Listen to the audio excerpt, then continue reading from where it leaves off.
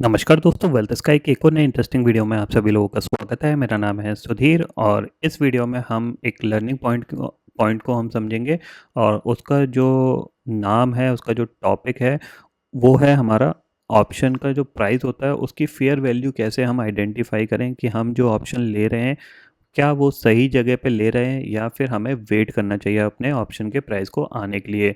तो इस particular point को हम स्टार्ट करेंगे और उसको समझेंगे कि कैसे आप आइडेंटिफाई कर सकते हो कि ऑप्शन की फेयर वैल्यू कैसे होती है। नॉर्मली कैलकुलेशन अलग तरीके की होती है, बट आप लाइव ट्रेडिंग में कैलकुलेशन तो कर नहीं सकते ना, क्योंकि उसमें आपका वॉलेटिलिटी भी आएगा, आपका ग्रीक्स भी आएंगे, तो उसके बेसिस पे आप यहाँ पे कैलकुलेशन तो नहीं कर सकते। बट रफली एक अंदाज़ा कैसे लगाया जाए कि मैं जो ऑप्शन खरीद रहा हूँ वो सही प्राइस पे खरीद रहा हूँ, या ऐसा तो नहीं है कि मैं उसको महंगा खरीद रहा हूँ और उसमें डिके और लग जाए मेरे से, या फिर उसकी इंट्रेंसिक वैल्यू और घट जाए और मेरे को लॉस हो जाए।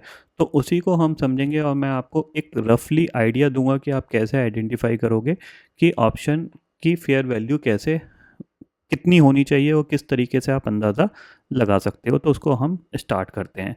तो वीडियो को यहाँ पे स्टार्ट करते हैं और समझते हैं कि ऑप्शन की फेयर वैल्यू किस तरीके से आइडेंटिफाई करी जा सकती है। ठीक है। अब देखो, इसके लिए मेरा सिंपल सी चीज़ है कि मैं जो आपको बता रहा हूँ ये मेरे नज़रिए से है। सबका नज़रिया अलग अलग होता है। मैं जो मार्केट में ट्रेडिंग करता हूँ या फिर मैं जो कंसेप्ट यूज़ करता हूँ डे हाई डे लो का, 1 मिनट हाई और लो का के, और स्विंग रेजिस्टेंस स्विंग सपोर्ट का, तो वो उस पॉइंट ऑफ व्यू से मैं आपको ये थ्योरी बता रहा हूँ। आपके बहुत काम आ सकती है ये, अगर आप ऑप्शन में ट्रेड करते हो। ठीक है। तो सिंपल सा रूल होता है। देखो, नॉर्मली क्या है, आपको सबसे ज़्यादा फोकस करना पड़ता है खासकर ट्यूसडे वेनसडे थर्सडे के ट्रेडिंग सेशन में। फ्राइडे और मंडे का ट्रेडिंग सेशन अगर आप कोई भी ऑप्शन खरीदते हो और किसी भी प्राइस पे खरीद लेते हो तो उसमें कुछ ज़्यादा प्रॉब्लम नहीं आती, क्योंकि उसमें सफिशिएंट टाइम वैल्यू होती है और मार्केट एक रेंज में होता है, तो उसमें इतनी जल्दी थीटा डिके नहीं लगता है। तो उसमें आपको कोई टेंशन लेने वाली बात नहीं है। आप फ्राइडे और मंडे आप कुछ भी खरीदो, ठीक है।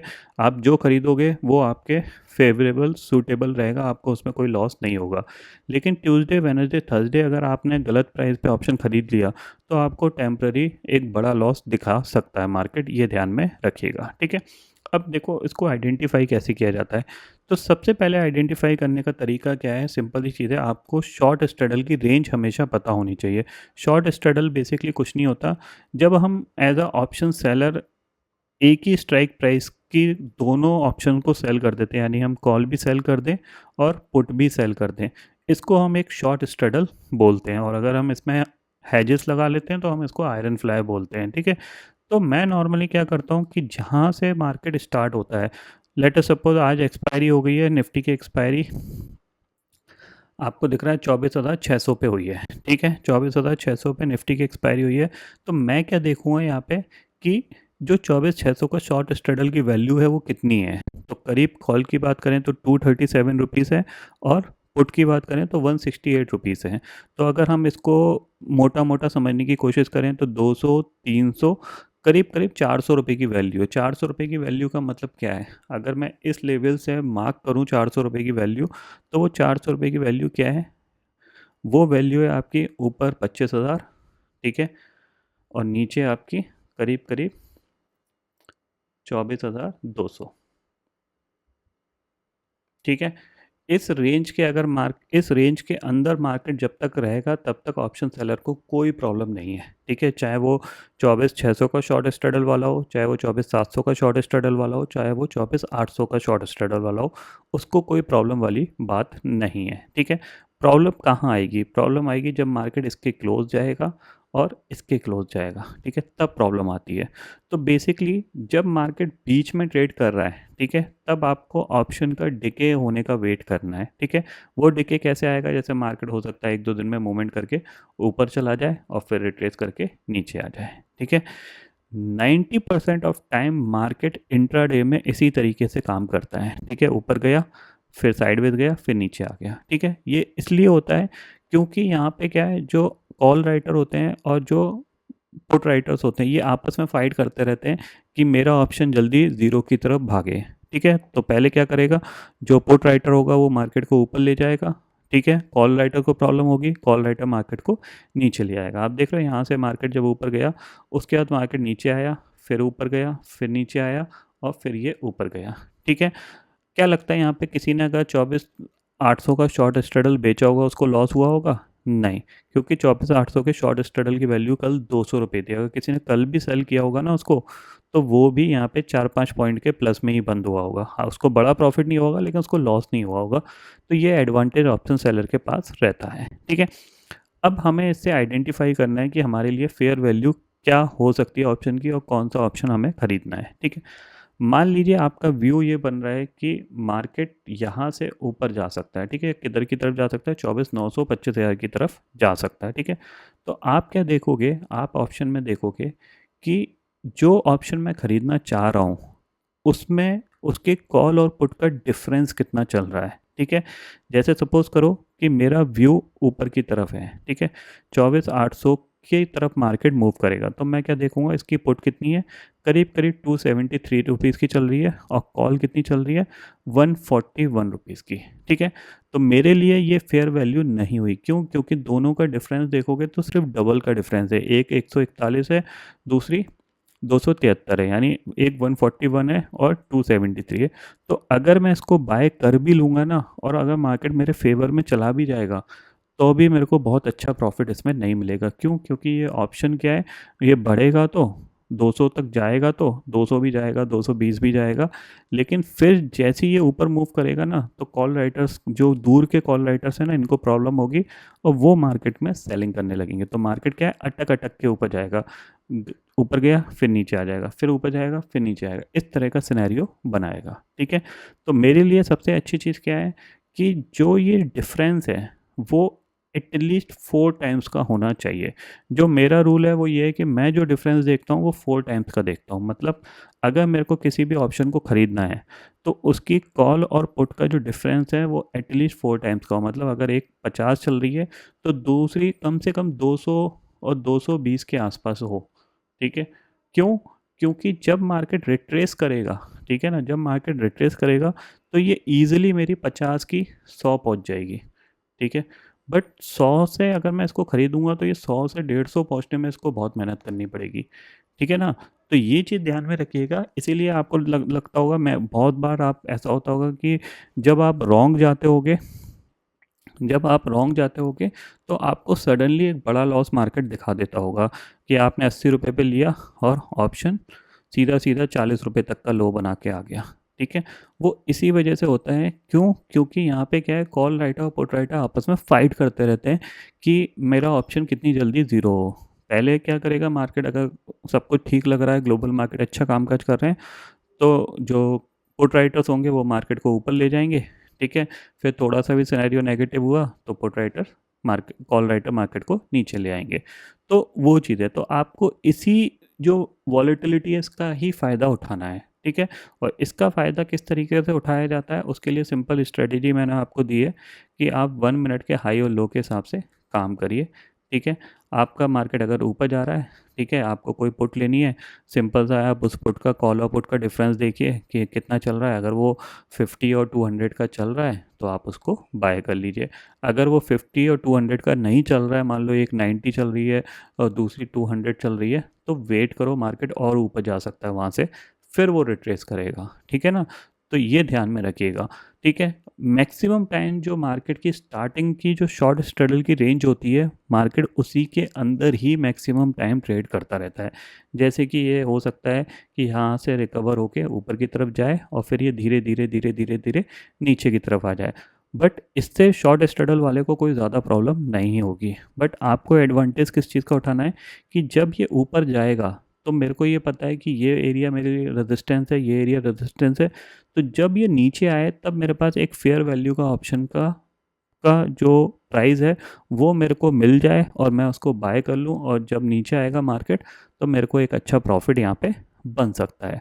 तो स्पेशली एक्सपायरी के दिन, वेनसडे के ट्रेडिंग सेशन और ट्यूसडे के ट्रेडिंग सेशन में आपको ये चीज़ ज़रूर देखनी चाहिए कि जो भी ऑप्शन आप बाय कर रहे हो, आइदर कॉल हो या पुट हो, उसका जो प्राइस डिफरेंस है वो मिनिमम 4 टाइम्स का हो। अगर एक 20 चल रही है तो दूसरी कम से कम 100 110 चले, तभी जाके आपको एक अच्छा प्रॉफिट मिल सकता है।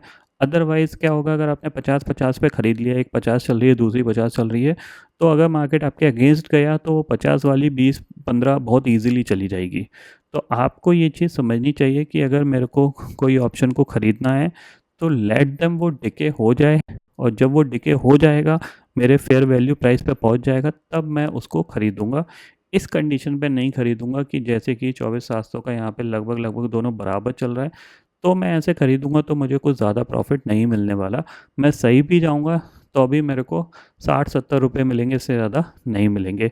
ये चीज़ ध्यान में रखिए, क्योंकि मार्केट मोमेंटम करेगा और वहीं स्टक हो जाएगा। तब तक क्या होगा, जो पुट होंगी वो डिके हो जाएँगी धीरे-धीरे-धीरे, नेक्स्ट डे मार्केट वहाँ से नीचे की तरफ आ जाएगा, पुट जंप हो जाएँगी, फिर कॉल डिके हो जाएँगी। तो अल्टीमेटली यहाँ पे पुट राइटर और कॉल राइटर एक दूसरे के से फाइट करते रहते हैं अपने ऑप्शन को ज़ीरो की तरफ बढ़ाने के लिए।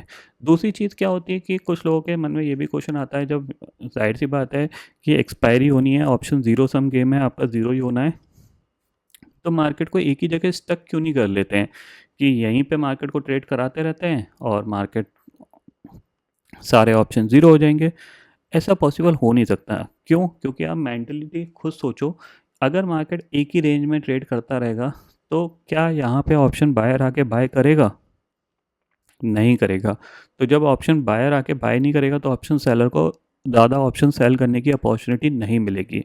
तो इसीलिए मार्केट में ये जो इम्बैलेंस मूव होते हैं, ये क्रिएट किए जाते हैं, ठीक है ना? ये जो मूवमेंट है, ये क्रिएट किए जाते हैं, जिससे कि ऑप्शन बायर को एक तरीके से इल्यूज़न क्रिएट हो, उसको एक लालच आए मार्केट में काम करने का, और फिर वो आके पूरे दिन मार्केट में काम करता रहे और ऑप्शन सेलर उस चीज़ का एडवांटेज ले सके। हमेशा ये मान के चलो कि ऑप्शन सेलर बहुत स्ट्रॉन्ग पर्सन है, वो इतना वीक नहीं है कि वो अपनी पोजीशन को बहुत ईज़िली छोड़ दे। उसको अपनी पोजीशन को हैंडल करने के लिए सिंपल सा 5-10 मिनट चाहिए होते हैं, वो अपनी पोजीशन को बिल्कुल एडजस्ट कर देगा। लेकिन ऑप्शन बायर के पास उतना टाइम नहीं होता, क्योंकि थीटा उसके अगेंस्ट जाता रहता है। तो इसीलिए सिंपल सा रूल है, अगर आपको ऑप्शन की फेयर वैल्यू अंडरस्टैंड करनी है, तो सिंपल सा रूल है 1:4 का। सीधी सी बात है, 1:4 का। मतलब अगर आप एक पुट खरीदना चाह रहे हो, तो आप उसका डिफरेंस देख लो, एटलीस्ट 1:4 का चलना चाहिए। यानी एक 50 है तो दूसरी 220-230 होनी चाहिए। अगर एक 30 है तो दूसरी 150 रुपये के आसपास होनी चाहिए। अगर एक 20 है तो दूसरी आपको 100 से 120 रुपये के आसपास हो।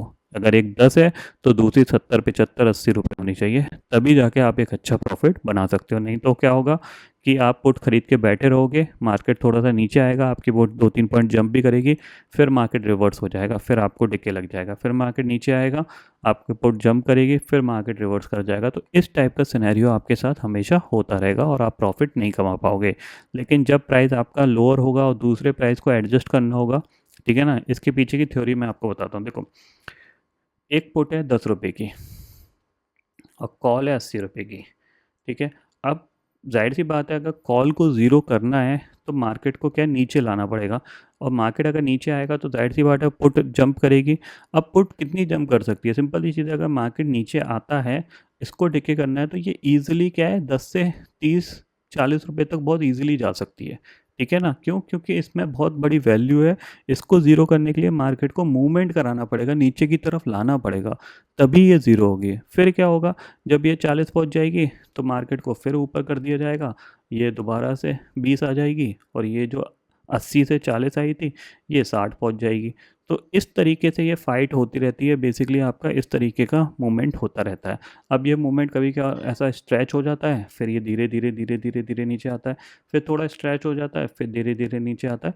तो इस तरीके से ऑप्शंस प्रीमियम को डिके किया जाता है, और इस डिके में ही आपको अपना फ़ायदा उठाना है। बेसिकली जो कॉल राइटर और पुट राइटर की जो फाइट हो रही है, उसका आपको एडवांटेज लेना है, ठीक है?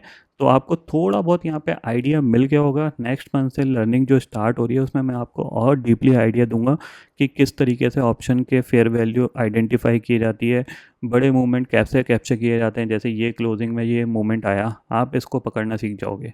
सिंपल सी चीज़ है, आप इसको पकड़ना सीख जाओगे। साल में 40 से 50 ट्रेड आपको इस टाइप की मिलेंगी, और इनको आप पकड़ना सीख जाओगे, ठीक है ना? 5 रुपये का ऑप्शन कैसे 100 पहुँच गया, 10 रुपये का ऑप्शन कैसे 100 पहुँच गया, ये आप सारे पकड़ना सीख जाओगे। उस लेवल की लर्निंग हम स्टार्ट करेंगे। और सिंपल सी चीज़ है, बहुत सारे लोग मेरे को पूछ रहे थे कि कौन एलिजिबल होगा, तो उसका सिंपल सा रूल मैंने आपको ऑलरेडी बता दिया है। थोड़ा सा डीपली मैं नेक्स्ट मंथ बता दूंगा जैसे ही मैं इस चीज़ को प्लान करूँगा। तो सिंपल सा रूल है, या तो आपके पास मेंबरशिप होनी चाहिए, ठीक है, या तो आपके पास मेंबरशिप होनी चाहिए। और अगर आप मेंबरशिप लेने में इंटरेस्टेड नहीं हो तो सिंपल दीजिए, स्टॉकों में अपना अकाउंट खुला लीजिए, ठीक है। अगर आपके पास ऑलरेडी अकाउंट है तो बहुत अच्छी बात है, अगर नहीं है तो आप अपना स्टॉकों में अकाउंट खुला लीजिए और उसमें जो आपको कोड यूज़ करना है वो PY118 कोड यूज़ करना है, ठीक है।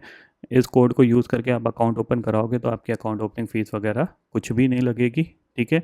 और 3 रुपये में आप ट्रेड कर सकते हो। इसमें आप अपना 1299 का प्लान एक्टिवेट करा लो। 1299 प्लान एक्टिवेट करा लोगे तो आप इस लर्निंग के लिए पूरी तरीके से एलिजिबल होगे। आप चाहे मेंबरशिप ले लो, चाहे ये इन दोनों में से कोई भी एक क्राइटेरिया फिल कर लो। फिर मैं एक ग्रुप बनाऊंगा, उस ग्रुप में वो सारे लोगों को ऐड कर दूंगा।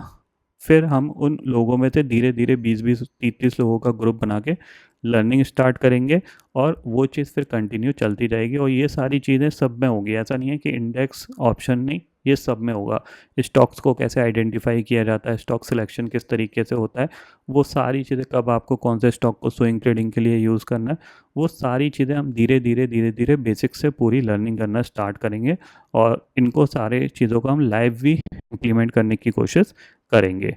तो आपका सिर्फ मेजर यही काम है कि इस मंथ आप अपना स्टॉकों का अकाउंट एक्टिवेट करा लीजिए, उसमें 1299 का आप अपना प्लान एक्टिवेट करा लीजिए, 1-2 ट्रेड कर लीजिए, ताकि नेक्स्ट मंथ जब मेरे पास लिस्ट आए तो उसमें आपका नाम हो। और फिर मैं आपसे आपकी ईमेल आईडी, मोबाइल नंबर के थ्रू आपको एक ग्रुप में ऐड कर दूंगा और वो ग्रुप में हम जो भी मार्केट के बिटवीन कम्युनिकेशन होता है उसको भी हम फॉलो अप करेंगे। और प्लस इस ग्रुप में आपको मार्केट एट 11 का वीडियो भी मिला करेगा, ठीक है। तो सिंपल ये चीज़ है, जो लोग 399 रुपीज़ पे नहीं कर सकते हैं या फिर उनको लग रहा है कि मेरे को ये यूट्यूब वगैरह में प्रॉब्लम हो रही है, मैं ऐड नहीं कर पा रहा हूँ, तो आप कुछ नहीं करना है, आप अपना स्टॉकों का अकाउंट एक्टिवेट करा लीजिए और उसमें 1299 का प्लान एक्टिवेट कर लीजिए। सिंपल सी चीज़ है।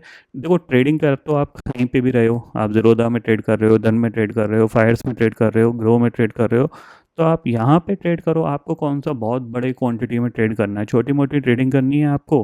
3 रुपये पर ऑर्डर के हिसाब से आपके चार्जेस हैं, जाहिर सी बात है आपके चार्जेस भी कम लगेंगे और आपके यहाँ पे धीरे धीरे प्रॉफिटेबिलिटी भी बढ़ेगी।